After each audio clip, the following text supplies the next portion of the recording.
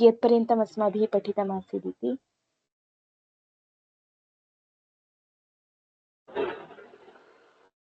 प्रायशः विभक्तिं कुर्वन्ति इत्यतः अध्ययनं क्रियते। कुतः? विभक्तिं कुर्वन्ति। वयम् सम्यक्। अविद्वांसः इति समापितवन्तः। एवम्। अविद्वांसः इत्यत्र स्त्रीवन् मा भूम इत्यध्येयं व्याकरणम् इति अस्माभिः पठितमासीत् पूर्वम्। इत्युक्तौ यत्र यः गुरुः अभिवादनानन्तरम् आशीर्वादकरणकाले प्लुतं कर्तुं न जानाति, सः गुरुः अविद्वान् इत्यर्थः। तादृशाय गुरवे गोत्रादिकम् उक्त्वा नमस्कारः न कर्तव्यः, अपि तु स्त्रीभ्यः यथा चेष्टापूर्वक नमस्कारः क्रियते तद्वदेव कर्तव्यम्। अतः स्त्रीवन् मा भूम, अविद्वांसः इत्युक्तौ अन्ततो गत्वा तात्पर्यम् अविद्वांसः मा भूम इत्यध्येयं व्याकरणम् इति पूर्वत्र पाठे अस्माभिः पठितमासीत्। अग्रिमं तावत् विभक्तिं कुर्वन्ति। तत्र पञ्चप्रयाजयागाः सन्ति। यागे तावत् सर्वासु विभक्तिषु मन्त्राः न निर्दिष्टाः भवन्ति। न निर्दिष्टाः भवन्ति इत्यस्मात् मन्त्रस्य ऊहा कर्तव्या भवति। तत्र प्रयाजयागाः के इत्युक्तौ समिधो यजति, तनूनपातं यजति, इडो यजति, बर्हिर्यजति, स्वाहाकारं यजति इति पञ्चप्रयाजयागाः। पञ्चप्रयागयागाः ये सन्ति ते यागाः सर्वासु विभक्तिषु पठनीयाः इति कार्याः, सर्वविभक्तिकाः प्रयाजयागाः कार्याः इति नियमः वर्तते। यः व्याकरणं न जानाति सः तावत् किं सर्वासु विभक्तिषु कर्तुं न शक्नोति इत्यस्मात् व्याकरणम् अध्येयम्। तत्र सर्वासु विभक्तिषु यागः कर्तव्यः, सर्वासु विभक्तिषु मन्त्रः पठनीयः, मन्त्रपठनं ज्ञातव्यम् इत्यस्मात् अध्येयं व्याकरणम् इत्युच्यते। मन्त्रस्य तत्र यः मन्त्रः पठितः तत् प्रयाजयागेषु तत्र मन्त्रः ऊह्यः, तादृश ऊहां यः वैयाकरणः सः एव ज्ञातुं शक्नोति इत्यस्मात् ऊहां कर्तुं ज्ञातव्यम् इत्यस्मात् अध्येयं व्याकरणम् इत्युच्यते इत्युक्तम्। यथा उदाहरणार्थं तत्र समिधोग्ने अग्न आज्यस्य व्यन्तु इति एकः मन्त्रः वर्तते। तत् अग्निसम्बद्धः यागः। तत्र अग्निशब्दे का विभक्तिः विधेया इति ऊहा कर्तव्या भवति। तादृश ऊहां यः वैयाकरणः सः एव ज्ञातुं शक्नोति इत्यर्थः। विभक्तिं कुर्वन्ति याज्ञिकाः पठन्ति, प्रयाजाः सविभक्तिकाः कार्याः इति। न च अन्तरेण व्याकरणं प्रयाजाः सविभक्तिकाः शक्याः कर्तुम् इति विभक्तिं कुर्वन्ति इत्युक्तम्। तत्र प्रदीपः प्रयाजाः इति। प्रयाजमन्त्राः ऊह्यमानाग्निशब्दप्रकृतिकविभक्तियुक्ताः इत्यर्थः। अत्र अग्निप्रकृतिकः शब्दः वर्तते। अग्निप्रकृतिकशब्दस्य का विभक्तिः इति ऊहा कर्तव्या। तादृश ऊहां यः वैयाकरणः सः एव ज्ञातुं शक्नोति इत्यर्थः। यथा समिधः समिधोग्ने अग्न आज्यस्य व्यन्तु अग्निरग्निरिति इति। एवं ऊहां यः वैयाकरणः वर्तते सः एव कर्तुं शक्नोति इत्यस्मात् ईदृशम् ऊहां कर्तुम् अध्येयं व्याकरणम् इति प्रयोजनम् उक्तम्। अग्रिमं तावत् यो वा इमाम् इति। तत्र यागकरणकाले यजमानः भविष्यति, एवं ऋत्विग् भवति। यजमान ऋत्विक् उभयोरपि विद्वत्वं स्यात्। यदि ते विद्वांसः विदुषः भवन्ति तर्हि तावदेव यागे तेषाम् अधिकारः भवति। ते कथं विद्वांसः इत्युक्तौ पदशः विद्वांसः कः इत्युक्तौ पदशः वर्णशः अक्षरशः च यः सम्यक् शब्दान् जानाति सः एव विद्वान्। तादृशस्य विदुषः एव यागे अधिकारः भविष्यति नान्यस्य। एवं तादृश आर्त्विजीनः भवेम अध्येयं व्याकरणम् इत्युच्यते। आर्त्विजीनः नाम ऋत्विक्त्वम् अर्हति इति आर्त्विजीनः। कः आर्त्विजीनः भवितुमर्हति इत्युक्तौ यः यागं कारयति अपि च यः यागं करोति ऋत्विक्, उभयोरपि आर्त्विजीनत्वम् अपेक्षितमत्र। उभयोरपि यद्यार्त्विजीनत्वम् अपेक्षितं तर्हि उभाभ्यामपि पदशः स्वरशः अक्षरशः वर्णज्ञानं भवेत्। तत्र पदशः इत्युक्तौ पदं पदं यः सम्यक् जानाति सः पदज्ञः इत्युच्यते। तत्र पदशः इत्यत्र संख्यैकवचनाच्च वीप्सायाम् इत्यस्मिन् वीप्सायाम् अर्थे शस् प्रत्ययः विहितः। वीप्सायाम् अर्थे शस् प्रत्ययः विहितः इति कृत्वा पदशः इति पदम् उत्पन्नम्। एवं स्वरशः इत्यत्रापि एवमेव वीप्सायाम् शस् प्रत्ययः। स्वरः इत्युक्तौ प्रकृते उदात्त स्वराः इत्यस्य अर्थद्वयं लोके अस्माभिः दृश्यते। अजादिवर्णाः अपि अज्वर्णाः अपि स्वराः इत्युच्यन्ते। सः स्वरः अत्र न विवक्षितः, अपि तु उदात्त अनुदात्त स्वरितः इति वेदे यः स्वराः उपयुज्यन्ते। उच्चैरनुदात्तः उच्चैरुदात्तः नीचैः अनुदात्तः समाहारः स्वरितः इति पाणिनिना यः स्वरस्य अर्थः यः उक्तः सः स्वरः अत्र विवक्षितः। एवं स्वरशः पदशः च यः इमाम् इत्युक्तौ वाचम् इत्यर्थः। वाग् अत्र विवक्षिता। इमां वाचं यः विद्वान् जानाति, यः जानाति सः विद्वान्। तादृश विदुषः एव यज्ञे अधिकारः वर्तते इत्यर्थः। एवम् अक्षरशः इत्युक्तौ स्वरसहितव्यञ्जनमत्र विवक्षितम्। व्यञ्जनं न केवलस्य व्यञ्जनस्य उच्चारणं भवितुं नार्हति इति कृत्वा स्वरेण सहितः व्यञ्जनः एव सम्यक् उच्चारयितुं शक्यते। तस्मात् व्यञ्जनसहितं स्वरसहितं व्यञ्जनं सम्यक् उच्चारयति यः सः विद्वान्। एवं स्वरशः अक्षरशः पदशः च यः वाचं सम्यक् जानाति सः ऋत्विक् भवितुम् अर्हति। ऋत्विक्त्वम् उभयोः, यः यागं कारयति अपि च यागं यः करोति सः। एवम् उभयोः ऋत्विक्त्वं सः एव ऋत्विक् भवितुम् अर्हति। तादृश ऋत्विक्त्वम् अर्हामः, आर्त्विजीनाः भवेम इत्यध्येयं व्याकरणम् इत्युच्यते। यो मूलं पठामि। यः वा इमाम् इत्युक्तौ वाचम्, इमां वाचं पदशः स्वरशः अक्षरशः विदधाति इत्युक्तौ सम्यक् धरति सः आर्त्विजीनः भवति। आर्त्विजीनाः स्याम इत्युक्तौ भवेम इत्यध्येयं व्याकरणम् इति यो इमाम् इत्यस्य अर्थः। तत्र आर्त्विजीनः इति पदं कथं पदस्य अर्थः कः इत्युक्तौ ऋत्विक्त्वम् अर्हति इति आर्त्विजीनः यजमानः भवति। एवं ऋत्विजम् अर्हति इति आर्त्विजीनः यजमानः भवति। ऋत्विक्त्वम् अर्हति इति याजकः यः भवति, यागं यः कारयति सः आर्त्विजीनः भवति। तत्र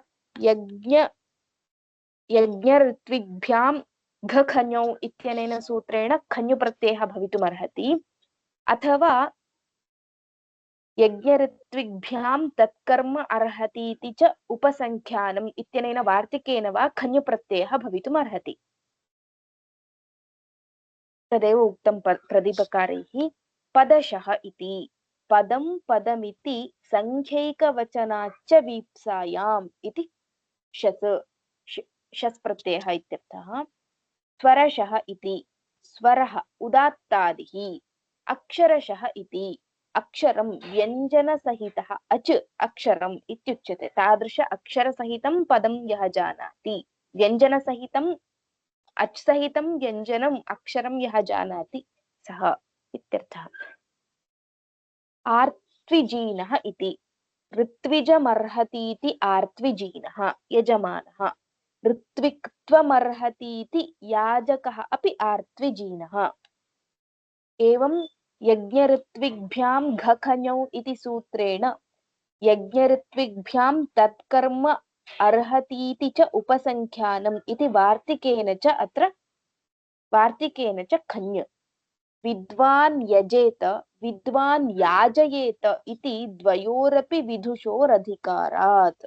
अत्र यागे पूर्वं मया उक्तं कस्य अधिकारः इत्युक्तौ विदुषः एव अधिकारः। यदि यागकारयिता यागकर्ता उभयोरपि विद्वत्वं भवति तर्हि तावदेव यज्ञे यागकरणे तयोः अधिकारः इत्यस्मात् विदुषः एव अधिकारः। तस्मात् तादृश आर्त्विजीनाः भवेम इत्यध्येयं व्याकरणम् इत्युक्तम्। अवगतं वा?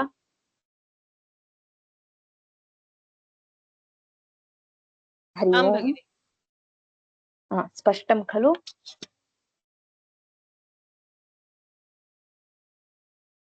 प्रश्नाः सन्ति? अस्तु, प्रश्नाः न सन्ति इति मत्वा अग्रे गच्छामि। अग्रिमं प्रयोजनं चत्वारि शृङ्गाः इति।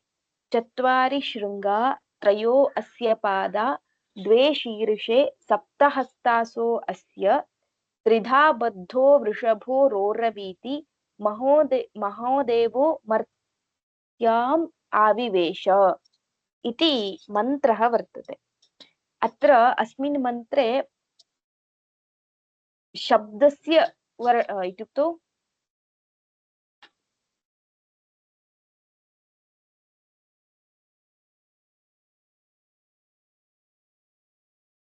पद इत्युक्तौ व्याकरणविषये मन्त्रस्य योजना अत्र कृता वर्तते। वृषभः शब्दविषये अत्र विचारः कृतः वर्तते। वस्तुतः वृषभः इत्यस्य महादेवः अत्र मन्त्रे उच्यमानः। वृषभः इत्यनेन महादेवः अत्र विवक्षितः, परन्तु भाष्यकारः अत्र शब्दं मनसि निधाय श्लोकस्य अर्थं कथयति।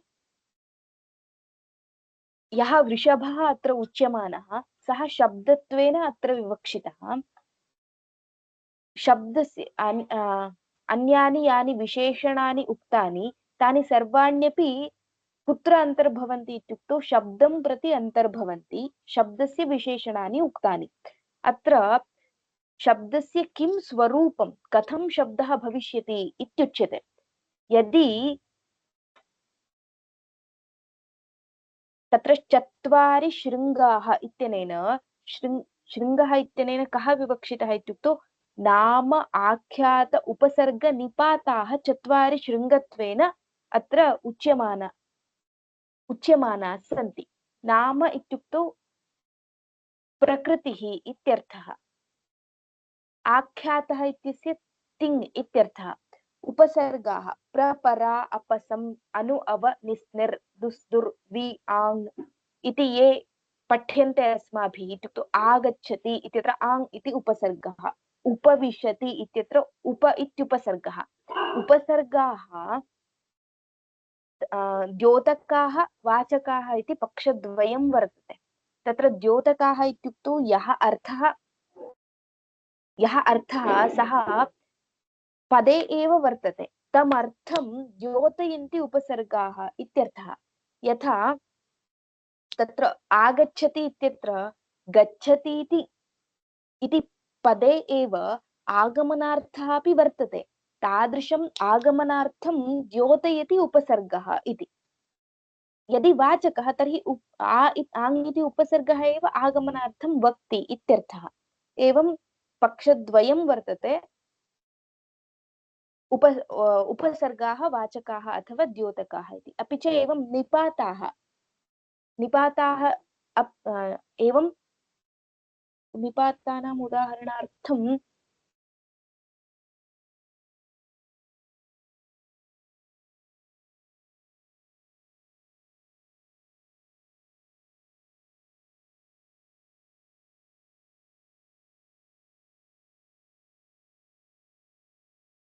निपाताः इति ज्ञायन्ते खलु? उदाहरणं तत्र प्रागिस्वरात् निपातः इति सूत्रेण केचन शब्दानां निपात इति संज्ञा निपात भवति। इति संज्ञा शब्दाः निपात्यन्ते सम्यक् प्राग्रीष् वदन्तु। प्रादयः अपि निपातसंज्ञकाः। एवं परन्तु अत्र निपातः इति नाम किम्? अत्र निपाताः इत्यनेन केचन शब्दाः प्रत्ययविभागम् अकृत्वा साक्षात् निपात्यन्ते। निपातः कृतः पाणिनिना क्वचित्, अयं शब्दः अत्र एवं निपातितः इति। तादृशनिपाताः अत्र ग्राह्याः। एवं प्राग्रीश्वरान् निपाताः इत्यनेन ये निपाताः येभ्यः निपातसंज्ञा उक्ता, ते तु अत्रैव उपसर्ग इत्यनेनैव गृहीताः भवन्ति। अतः ते निपाताः अत्र न उच्यमानाः, परन्तु साक्षात् केचन शब्दाः पाणिनिना निपातिताः। अहं श्वः उदाहरणं किमिति वदामि। तादृशनिपातानां ग्रहणम् अत्र क्रियते। भोज्यं भक्ष्ये एवं सूत्रमस्ति, तत्र हाँ। निपातस्य उदाहरणम् अस्ति। एवं सत्यम्। एवं नाम आख्यात उपसर्गनिपाताः ये सन्ति ते 4 शृङ्गाः भविष्यन्ति। शब्द इत्यस्य एतत् चतुष्टयं शृङ्गवद् भवन्ति इत्यर्थः। एवं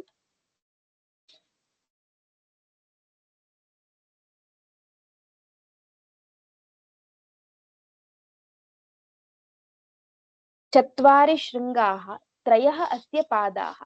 3 पादाः इत्यनेन कालत्रयमत्र विवक्षितं। भूत भविष्यद् वर्तमानकालाः शब्दस्य पादवद् भवन्ति इत्यर्थः। 2 शीर्षे, शीर्षद्वयं किमित्युक्तौ शब्दः नित्यः भवति, अपि च शब्दः कार्यः भवति। नित्यः शब्दः इत्युक्तौ कदापि तस्य नाशः न भवति इत्यर्थः।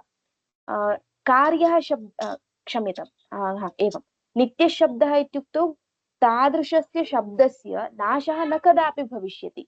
कार्यः शब्दः इत्युक्तौ तादृशः शब्दः उत्पन्नः यः शब्दः उत्पद्य नाशं गच्छति, सः शब्दः कार्यः इत्यर्थः।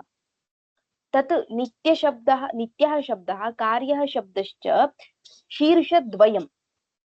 अत्र नित्यः शब्दः कः इत्युक्तौ स्फोटात्मकः यः शब्दः वर्तते, सः शब्दः नित्यः, सः न कदापि नश्यति। परन्तु यः शब्दः उत्पद्य नाशं गच्छति, सः शब्दः कार्यः इत्युच्यते। एवं शब्दद्वयं यद्वर्तते, नित्यः शब्दः नित्यः कार्यः इति, तदुभयमपि शीर्षत्वेन वर्तते। एवं अग्रे 4 शृङ्गाः, 3 अस्य पादाः, 2 शीर्षे, अनन्तरं 7 हस्तासः अस्य 7 हस्ताः सन्ति। के भवितुमर्हन्ति इति 7 हस्ताः के इति वक्तुं शक्यते वा?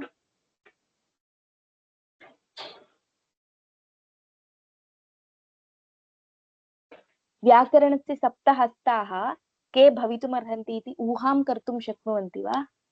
विभक्तिः। आम्, सम्यक्। 7 इत्युक्तौ अस्माभिः संस्कृतभाषायाम् आदौ 7 किम् इत्युक्तौ विभक्तयः एव स्मर्यन्ते सर्वाभिरपि। अतः अत्र सप्त हस्तासः अस्य इत्यनेन सप्तविभक्तयः अत्र ग्राह्याः। त्रिधा बद्धः वृषभः। त्रिधा बद्धः इत्युक्तौ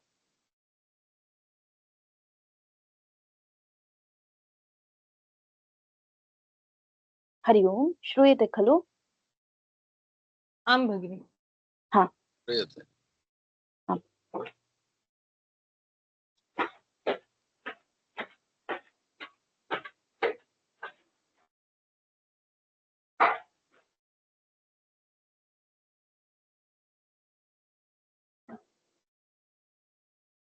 महोदय, नित्य तथा कार्य हा, अस्य उदाहरणं दातुं शक्नोति किम्?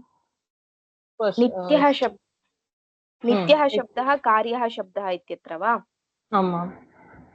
हा, मया पूर्वं स्फोटः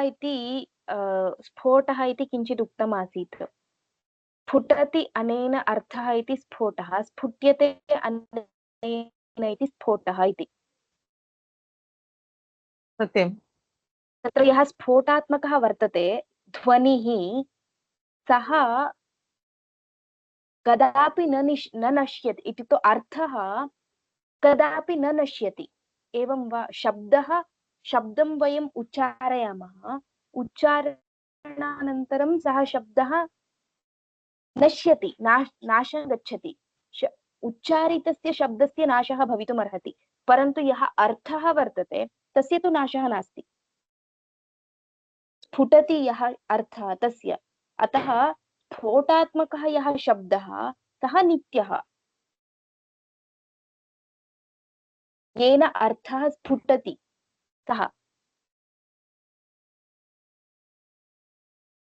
कार्यः इत्युक्तौ शब्दकरणानन्तरं यस्य नाशः भवति सः इत्यर्थः।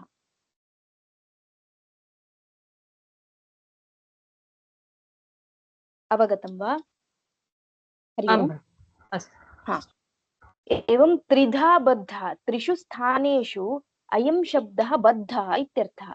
कुत्र इत्युक्तौ उरसि, कण्ठे, शिरसि इति त्रिषु स्थानेषु शब्दः बद्धः।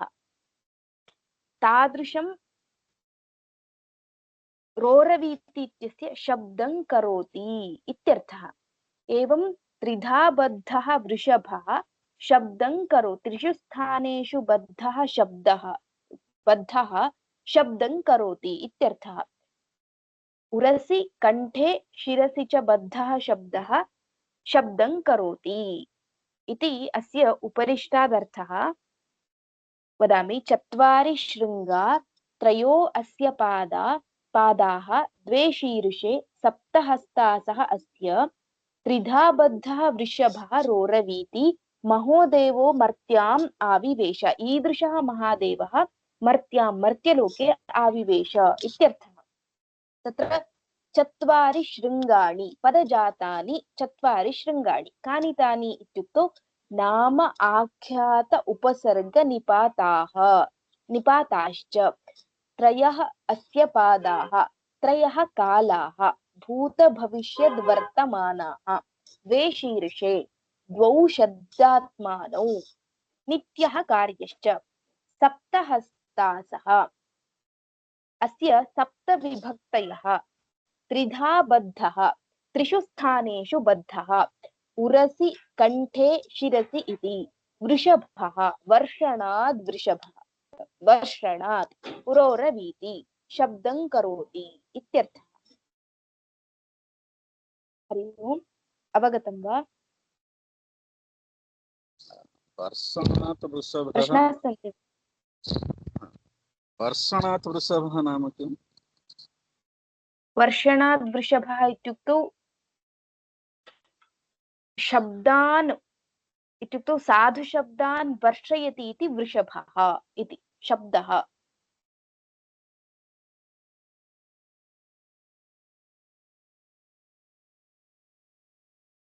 हरि ओम्। आम्, स्पष्टम्। आम्, अस्तु।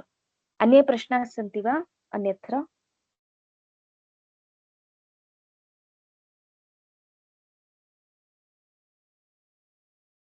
हरि ओम्। त्रिषु स्थानेषु तत्र वचनसम्बन्धी किमपि अस्ति किम्?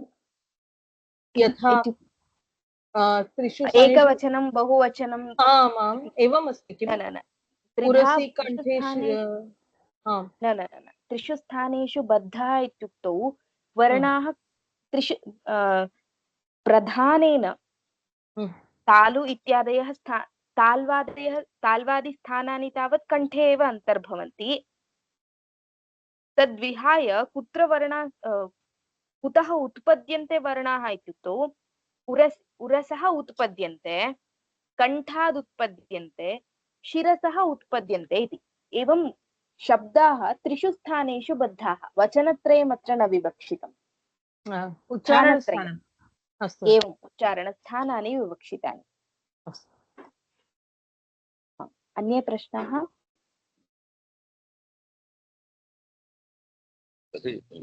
उरस्य नाम उरसः उत्पद्यन्ते एवं तत्र तस्य को अर्थः? अल्पप्राण महाप्राणः यः वर्तते, महाप्राणादिशब्दानाम् उच्चारणं नाभिप्रदेशात् भवति, अतः ततः शब्दाः उत्पद्यन्ते इत्यर्थः। इदानीम् ओङ्कारः यः उच्चार्यते अस्माभिः, नाभेः सः उच्चारणीयः इति उच्यते यौगिकैः। इदम् एकं लघु उदाहरणम्। एवं ये शब्दाः वर्तन्ते ते उरसः अपि उत्पाद्यन्ते इति कृत्वा उरसि बद्धाः शब्दाः इत्यर्थः। अवगतं वा महोदय? आम्, स्पष्टम्। आम्। शिरसि कः शब्दः? शिरसि शिरसः अपि इत्युक्तौ तत्र वैब्रेशन् जायते खलु। आम् अस्तु। अतः ततः अपि शब्दाः उत्पद्यन्ते। अस्तु, अस्य विस्तृतम् अर्थं हरि ओम्।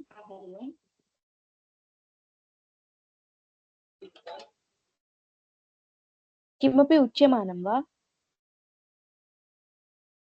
हरि ओम्। नास्ति।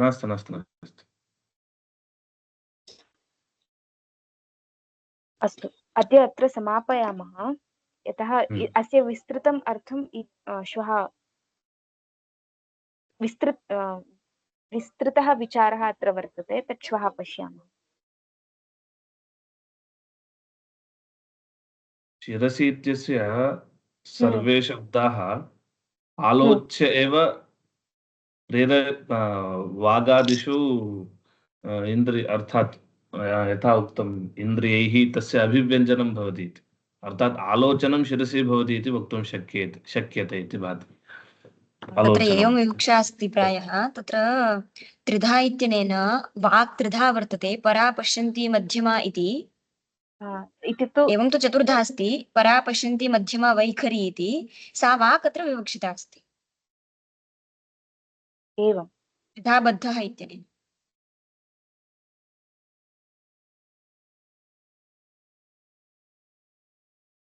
अस्तु, एकेपि प्रश्नाः सन्ति चेत् अग्रिमकक्षासु प्रष्टुं शक्नुमः। अद्य अत्र समापयामः। मङ्गलश्लोकपुरस्सरम्।